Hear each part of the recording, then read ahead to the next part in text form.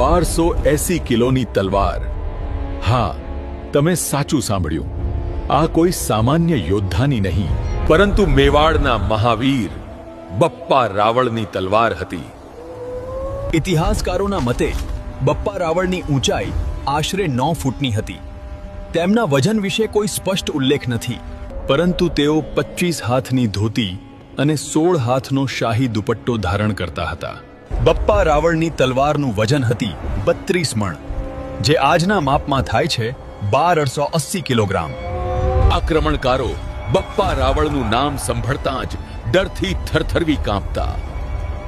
Bappa રાવળે આરબોને Iran સુધી ખદેડી દીધા અને ત્યારબાદ 200 વર્ષ સુધી મેવાડ પર હુમલો કરવાની કોઈની હિંમત ન રહી। પાકિસ્તાનની રાજધાની ઇસ્લામાબાદ પાસે આવેલું રાવલપિંડી આ વાતનો જીવતો પુરાવો છે, જેની સ્થાપના બપ્પા રાવળે કરી હતી। કાલા ભોજ એટલે કે બપ્પા રાવળ મેવાડ અને ક્ષત્રિય કુળના ગુહિલ વંશના સ્થાપક હતા, અને એમ જ સિસોદિયા વંશનો ઉદય થયો।